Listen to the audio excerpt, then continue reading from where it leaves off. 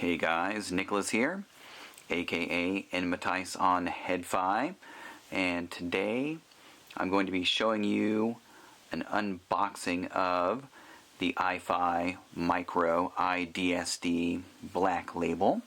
I was lucky enough to get chosen as the first member of the West Coast tour for this little guy, and I thought I would show you around. So first I'm going to show you the box. I mean, you know, real exciting. It's a box. Here's the top, and then I'm going to cut away for a minute and reconfigure it so you can see the sides. You know, tells you what it is. Black Label. This is actually a sticker they stuck on. Tells you a little bit about it. It's got new op amps, an upgraded femto clock, and retuned 3D and extra bass settings. And then, you know, gives you a picture of what you're looking at, which the thing is a sexy little beast. I really like it now that they made it black with the orange text on it. I have access to the old iFi Micro iDSD, and this one ticks my boxes for the sexiness factor. And, you know, tells you the rest of the stuff here. You know, it can play up to DSD 512. You know, I'm mostly FLAC guy, so that doesn't apply to me too much. Not much I can buy that's in DSD. And, you know, other things. Double speed DXD. I need to look that up because honestly, I'm not sure about that. Again, flat guy here. A little bit of high res, but not too much, honestly. And, you know, PCM up to 32-bit, 768 kilohertz. And you can either use it as a DAC amp or just an amp or just a DAC. It's a pretty flexible little thing. Now I'm going to cut away for just a second and I'm going to show you the rest of the box. Hold on, I'll be right back.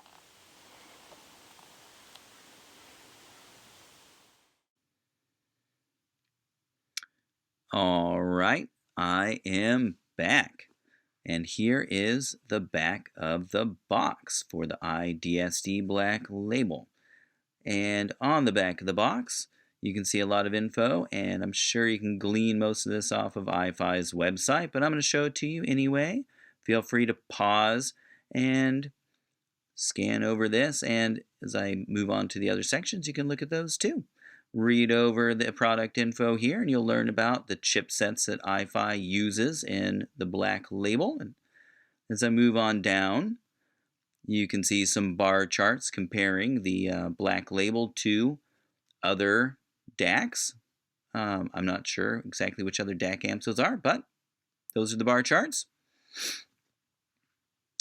Take a look at them. Pause it again if you want.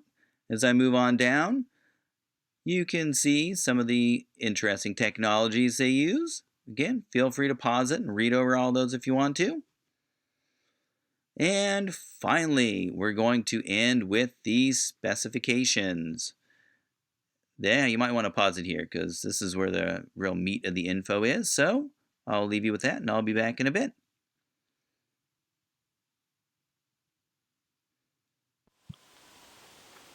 Alright, back again. Just to give you an idea of what the rest of the box looks like. It's not, you know, there's nothing that exciting on the sides, but, you know, and again, here's the front. And here is the right side. You know, again, just gives you a little bit of info about them, chipsets and features that you get. And the back, which you guys just got done seeing. And on either end, it just has the iFi logo. And then over here on what would be the left side of the box, you get a picture of the iFi. Alright, I'm going to pull it off. This is just a sleeve that goes over the actual box, so I will pull that off and show you what's inside. Be right back. Alright, I'm back. Pulled off the sleeve, and here is the box. Again, iFi branding on it. Just pull that guy right up. And there it is, the iFi Micro iDSD Black Label. And again, I think it's pretty sexy. And it's just nestled in here inside a little foam carrier to protect it. I'm going to set this guy aside and I'll show you what the Black Label looks like in just a minute. So what do you get in the box? you get a little thanks for buying a card, and let you know, charge the thing up before you use it. And you get a little fold out manual. Okay, I'm not going to go over the manual, but it's there. And then you get a couple of boxes with goodies inside. They make it really easy. The old one just had, they didn't have these boxes, it just had everything shoved down inside a couple of compartments. So I'm glad they put in some boxes. Helps keep things a little bit tidier. So let's see what you got inside these boxes here. Alright, they give you a bunch of goodies so you can connect this thing to almost anything. You got some RCA cables, so you can hook it up to an amplifier, some speakers or something if you want to. You get the charging cable, which is a little unusual because you have the female USB that plugs into the back of the iDSD, and it goes out to a regular male USB-A, so you can use this to hook it up to your computer or for charging. And inside the other box, you've got a little felt, a little velour carrying case here that down at the bottom has, I don't know if you can pick that up well, it's got a little bit of iFi branding on it too. You get an optical adapter. What else do you got? Oh, a bunch of stuff in here. Ooh, got a 1/4 inch adapter. That's important. Sorry, quarter to 1/8 adapter. Couple of bands. Another USB adapter. Right? You guys saw that? Okay. And another, yet another USB adapter. Honestly, I didn't use these USB adapters, so I'm sure somebody has a use for them. Some feet, throw in there. Just a 1/8 inch interconnect, and it's really thin, and I wouldn't use it. I've got better interconnects, I think, so this guy isn't for me. And a gel pad, and I don't know if you can see, it's got iFi branding on it too, on the little gel pad, so you can set it down and slap your phone on it or something, I guess. I didn't use that either. I'm going to grab out the iDSD, and I'll be right back. Alright, I'm back again, and I forgot one cable, or there are a couple cables that you might want to get. If you're hooking up to a DAP, then you probably want to get out, rummage into your DAP box, the box that it came in, and find the coax cable for it. Because the iDSD has a coax in, so you might want that. I have some DAPs that have USB out, so I went online and I went onto Amazon and got this IXCC female USB-A to USB-C adapter. And this works a treat for hooking it up to my Android smartphone that has USB-C. So I have a OnePlus 3, hooked it up, it was recognized right away, and I was playing music lickety-split. Very cool. And I think it was, $8, $10, something like that, cheap. Alright, excuse me. Here is the iFi iDSD. Looking at the top here, and let's flip it over. You can see the side and everything. So over here on the side, you've got some switches, and we'll go over what those do when we look down below. Over on the other side, you've got a USB port, and that is if you want to charge your smartphone. Okay, and let's look at the top here, and hopefully you can read the text on here. Maybe I'll zoom in just a little bit and refocus.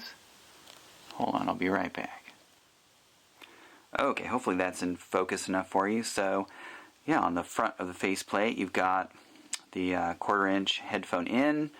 You've got the extra bass setting, off or on. You have a 3.5mm input if you just want to use this as an amp. You've got the 3D setting, again, it's off now, or you can flip it on. And you have the off, on, and volume knob. So click it on, crank it up, turn it down.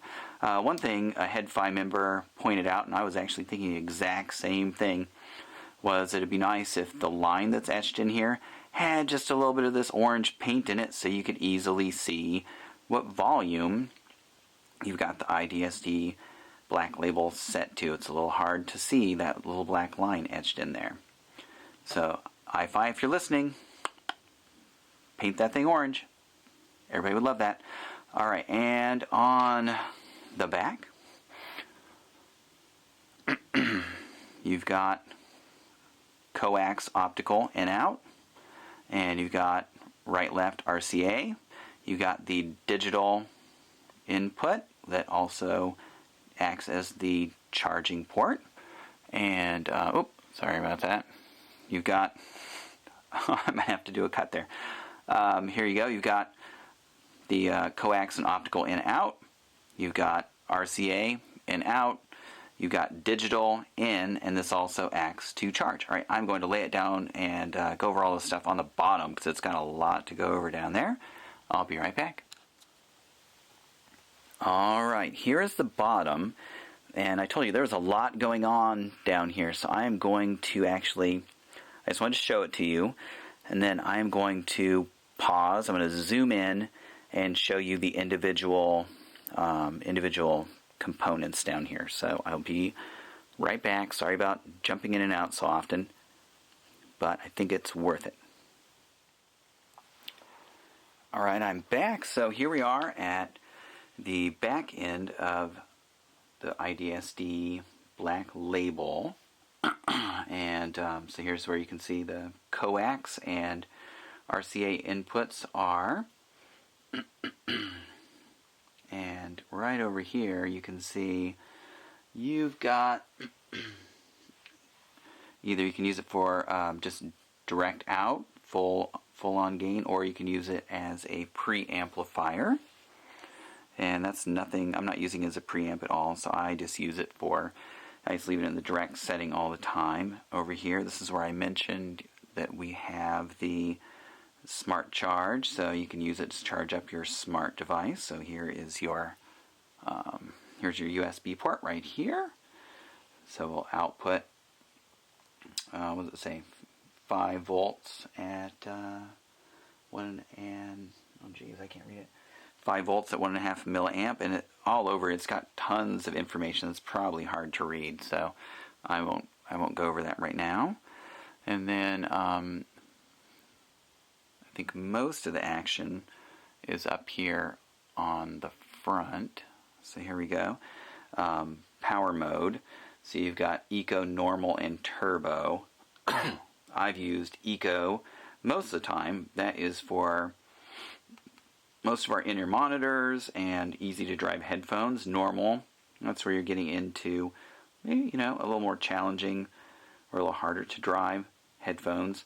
And Turbo, that is for very hard to drive headphones, and I do not have to go there. That is that's far too much gain for any of the headphones that I have. And you can switch polarity. I just leave it on normal polarity, positive. And you've got some filters. So you've got the bit perfect filter, you've got a minimum phase filter, and you've got standard filter. I just leave it on bit perfect. You can play around those with those if you want. And then you got one of the things that really makes this thing cool is the Iem Match, and you can set that for really very ultra sensitivity, high sensitivity, or off. So you can set it for very sensitive in your monitors. That lowers the gain and also cuts out the hiss, so you get a nice black background. I have a few that I need to use ultra sensitivity for, but most of the time I just leave it in high sensitivity, and you can do that with the easier to drive headphones as well. So I'd say I typically leave it in high sensitivity mode and either Eco or Normal on the power mode. And here are the corresponding buttons again, or the slider switches here. And then for the Iem Match, here is the slider over here. Alright, so you've had pretty much a tour of the whole thing now, so I think I will pause and I'll come back and I'll tell you a little bit about what I like and what I think could be improved on this guy. Alright, I'm back. Now's the section where you get a look at my ugly mug and admire how much my beard has grown and how much crazier my hair has gotten since the last time I shot a video. So, again, we're talking about the iFi Micro iDSD Black Label today, and I gave you a tour of it. Now I'm going to go over what I liked and what I thought could be improved about it.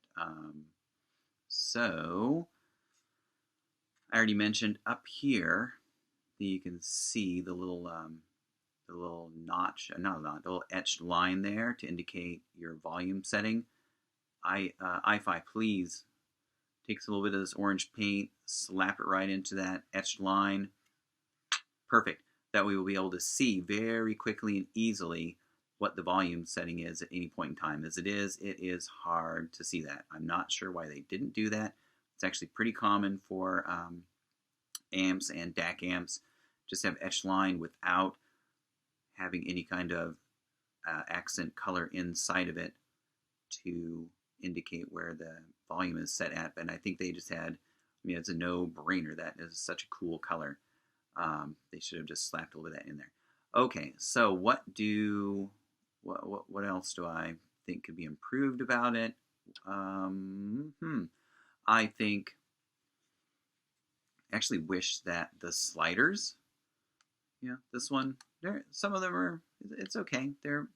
They slide back and forth. It's good that they're fairly flush, but they're not quite flush. They still stick out a little bit. And I have had instances where I've accidentally slid them into a different position. And some of them that's okay, but I got to tell you, if you're using the ones for sensitivity or here the power one that you can, if you went from the eco setting and accidentally popped it up into turbo, that would be bad. This one's a little stiffer.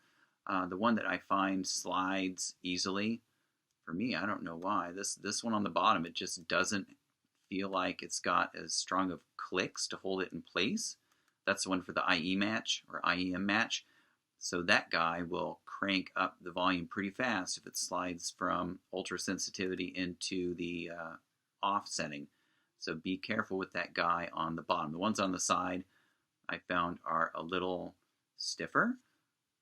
So you won't have so much of a problem, especially this one over here, the power one. That one is a lot stiffer than the one on the bottom for some reason, or at least it feels like that to me. So be careful with the sliders, and if it were me, I would have made these stiffer. So iFi, if you're thinking about, slipstream upgrade, I would say try and figure out a way to make the sliders a little bit stiffer. Other than that, I don't really think there's too much about it that can be improved. I really like the look this time around. I like it better than the old silver model. I really like the orange accent color that they've used on the front. I think that is really attractive. I think it's aesthetically pleasing and quite sexy. And it's on the big side, so it's transportable more than portable, but it's not bad. It's not too bad. It's more of a bag thing. If you want to throw it in your bag and take it along, cool. You can use it at work. If you're commuting, I could see throwing it in your bag, strap a DAP onto it, or hook it up to your smartphone, throw it in your bag, get to work, hook it up to your computer, and it's going to be a great device for using either with a portable music player like your phone or a DAP, or using with your desktop. It scales really well. I like the sound of it, and I just posted last night a little bit about that I had a bit of a DAC amp off. So just to show you, I do indeed have it. Here is the, oh, that's really shiny. Here's the old one. So here's the old iFi iDSD micro, and I just had this in to play around with from iFi. I'm going to send it back now that I'm done with the Black Label. And as I was listening to these two, not only did I listen to them, but I also hooked up a fairly neutral and well thought of and renowned IEM, the Sony EX1000 that I've got in from one of my Head-Fi buddies. I hooked it up to both of these and took some measurements of what playing around with the bass boost setting did and what it just sounded like stock. And to my ears, the Black Label, it sounds a little fuller than the old version, and the sound stage is also just more three-dimensional to begin with.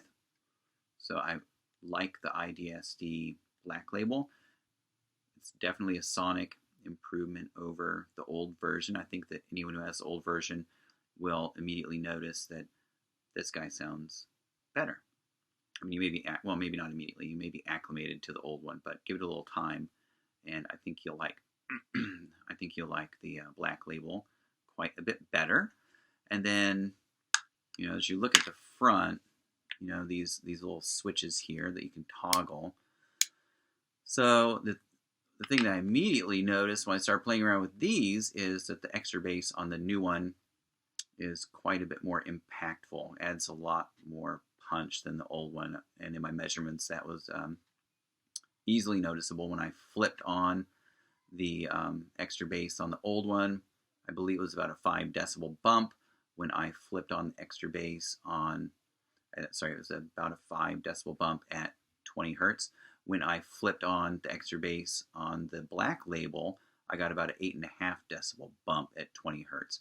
And that goes up to, kind of goes up to where you don't get any boost at about, I think it was around 250 hertz. I'd have to go back and look at my measurements, but you know, you get a tapering off of the boost up to around, somewhere around 250 hertz.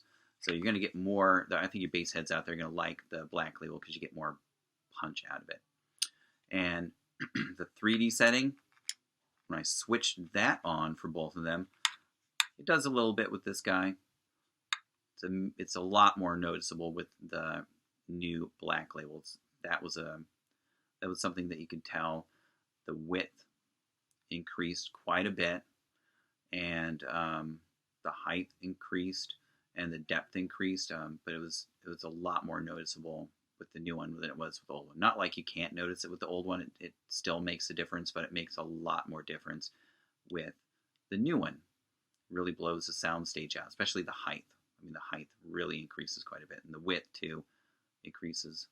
The depth, not as much, but what I noticed immediately was the upper end sounds, you know, rose up in the sound stage quite a bit with this guy, more so than with the old version.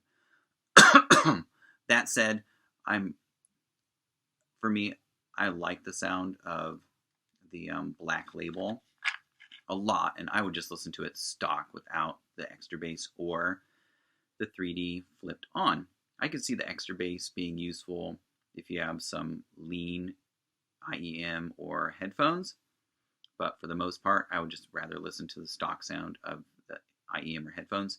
And the 3D, you know, does increase the sound stage, but at the same time, to my ears anyway, it makes upper end sounds a little bit harsh. So I'm not a fan of it. I like a smooth top end. I like detail, but I like it to be smooth. And I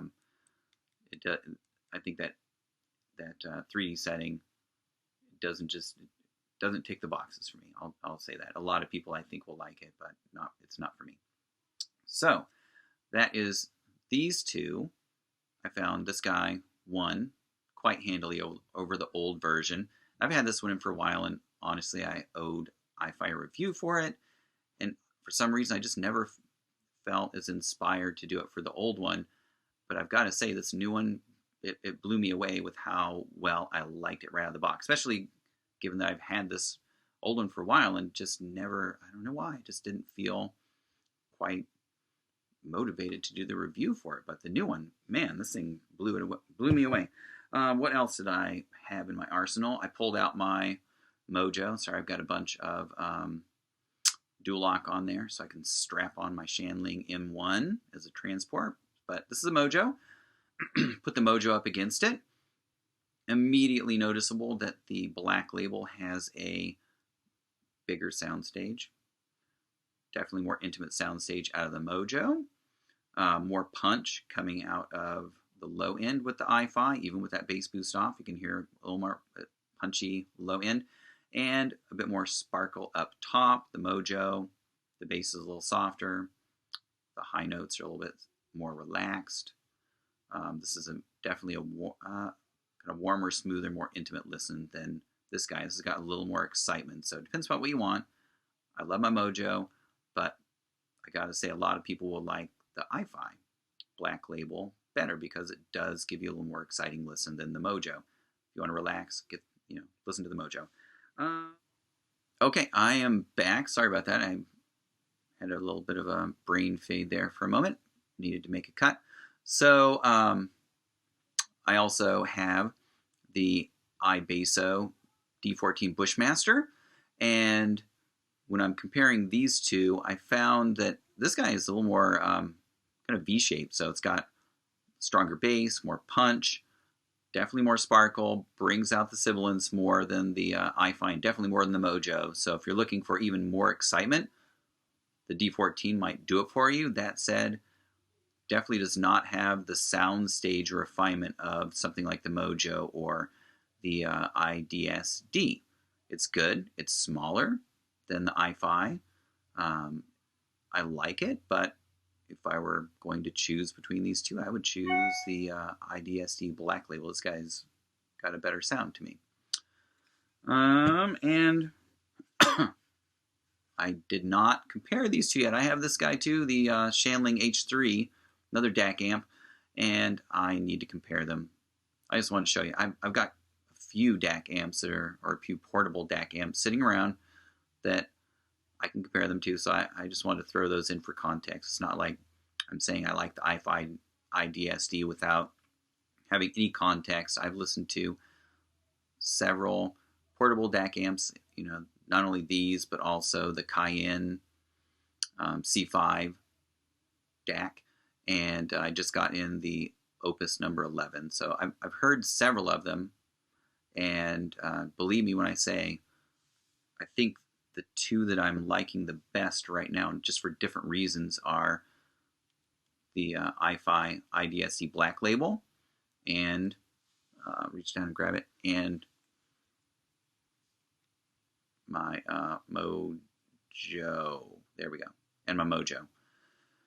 These two, like I said, for different reasons, love them. And what have I listened to with this? Various in-ear monitors. I have several high-end in-ear monitors I've listened to, and they have been multi-BA and hybrids and just dynamic driver IEMs. I've listened to several, anywhere from kind of entry-level up to top-of-the-line in-ear monitors, like monitors from Unique Melody and Campfire Audio, Sony, FLC, iBasso. I've listened to many of them. And then for my headphones, I've been listening to Nighthawks through it. And so I found for just going back again to these little switches, the only time I've used this guy, the 3D switch, is the Sony Z5 I have in from a buddy. I used the 3D switch on those. That brought a little more height into the Z5, which are a darker IEM. So I found that listening to those with the iDSD Black Label and also the Mojo, the sound stage height is lower than you'd get if you flip on the 3D. It adds a nice boost to soundstage height. And same thing with the Nighthawks. You can boost it up a little bit. But again, for the most part, I just leave that guy off.